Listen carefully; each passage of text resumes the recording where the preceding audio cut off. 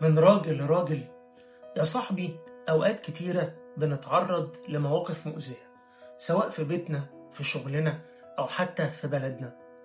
ممكن الضرر بتاعها يكون مباشر ضدنا أو ضد ناس بنحبهم، وساعات كتير إحنا بنسكت وبنستنى أو بنقول يعني خلاص يا عم اصبر، يمكن الأمور تتحسن لوحدها. لكن الحقيقة إن الأمور ما بتتحسنش إلا لما بنواجهها وبناخد موقف ضدها. والمواجهة هنا مش معناها الغضب أو الفوضى، لا خالص. المواجهة الحقيقية هي الحكمة والحزم والحسم. الحكمة إنك تفكر وتخطط، ما تتحركش من غير وعي. الحزم إنك تكون واضح وصريح، ما تخليش الأمور تفضل تتراكم لحد ما تنفجر في يوم في وشك. والحسم إنك تاخد خطوات جادة بدون تردد. بص يا صاحبي، اوعى تستهين بالأثر السلبي للمواقف المؤذية، لأنك كل يوم بتسكت فيه على شيء بيضرك أو بيضر اللي حواليك هو يوم بتخسر فيه جزء من راحتك النفسية وصحتك. عشان كده المواجهة ضرورية جدا، لأنك لما بتقف قدام اللي بيأذيك وبتقوله كفاية كده، ده حقي ودي حدودي، انت مش بس بتحمي نفسك، لكن كمان انت بتحمي اللي حواليك وبتكون بالنسبة لهم قدوة حميدة. طيب، ازاي تواجه اللي بيأذيك بحكمة وحزم وحسم؟ في طرق كتيرة قوي. أولها وأهمها تحليل الموقف بوعي. لازم قبل اتخاذ أي خطوة تقعد مع نفسك بهدوء وتحدد تفاصيل المشكلة اللي انت بتواجهها.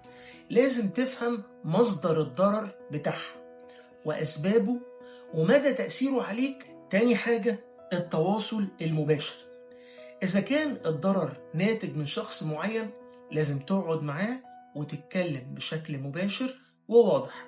تستخدم كده أسلوب هادي ورصين ومحترم عشان تشرح له المشكلة وتشرح له وجهة نظرك، ولازم تكون محدد معاه في وصف المشكلة وإزاي هو بيضرك. تالت حاجة، وضع حدود واضحة. لازم يبقى فيه حدود وقواعد للأشخاص أو المواقف اللي بتسبب ليك الأذى. يعني ما تتكسفش عن إن أنت تعبر عن الحاجات اللي أنت بتقبلها واللي أنت ما بتقبلهاش. رابع حاجة، لازم تطلب الدعم لما تحتاجه. يعني اوعى تتردد في إنك تستشير حد أنت بتثق فيه، سواء كان صديق أو كان فرد من أفراد الأسرة أو كان متخصص في المشكلة اللي أنت بتواجهها، لأن الدعم ده هيديك القوة والثقة، وممكن جدا يضيف لك وجهة نظر جديدة أنت ما كنتش شايفها عشان تحل مشكلتك. خامس حاجة، لازم تتخذ قرارات جريئة حاسمة. بمعنى إذا المشكلة فضلت وما اتحلتش رغم إن أنت قعدت مع اللي بيسبب لك المشكلة وشرحت له ظروفها وملابساتها وبتضرك إزاي، يبقى في الحالة دي يا صاحبي لازم تكون حاسم في اتخاذ قرار جريء وقوي يوقف المشكلة. بمعنى مديرك قرفك في الشغل وبيتنطط عليك وبيرمي عليك شغل مش بتاعك وانت اشتكيت له كذا مرة من الطريقة دي وهو ما غيرهاش، باشا استقالتي هي.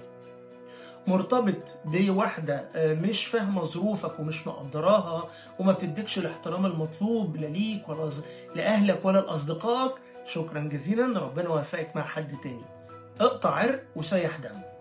سادس حاجة، لازم تطور من مهاراتك الشخصية علشان تبقى قادر تواجه أي موقف بيأذيك. طب المهارات الشخصية زي إيه؟ زي طريقتك في إدارة الغضب الداخلي عندك، طريقتك في حل المشاكل، طريقتك في التفاوض. المهارات دي كلها لو انت طورتها هتبقى قادر ان انت تتحكم في نفسك وان انت تاخد قرارات اكثر حكمة. سابع حاجة، التوجه للطرق القانونية. بمعنى انه اذا كان الضرر بيتجاوز الحدود الشخصية وبيوصل لاعتداء على الحقوق، اوعى تتردد في اللجوء الى القنوات القانونية الشرعية. وقبل ما تعمل كده لازم توثق أدلة تدل على صدق ادعائك، ولازم تدور على مشورة من متخصصين زي مثلا محامين. التخطيط للمستقبل، بعد ما تواجه الموقف اللي انت كنت فيه وتحسمه، لازم تقعد تفكر بقى ازاي الموقف ده ما يتكررش في المستقبل تاني. لازم تحط خطط علشان تتفادى الموقف ده من بدايته من اصوله، علشان ما ترجعش تاني لنفس وجع القلب ونفس الاذى اللي انت كنت بتشوفه. وطبعا اهم حاجة قبل كل الكلام ده انك تكون دايما متوكل على الله وتستخيره. لازم دايما تفتكر ان ربنا معاك طالما ان انت بتسعى لحل مشاكلك بطريقة حكيمة فيها عدل وفيها اتزان وفيها اتباع للقانون.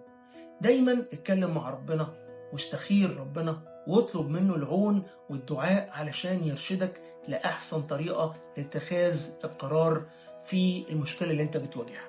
من راجل لراجل يا صاحبي، انا عارف انه اوقات كتير بيبقى صعب علينا ان احنا نتخذ موقف اتجاه مشاكل بنشوفها، لكن لو ما اتخذناش المواقف الحاسمة هنفضل طول حياتنا تعبانين وبنعاني. فلازم تاخد موقف قوي وحازم وحاسم ضد اي مشكلة بتواجهك وبتضرك انت او القريبين منك.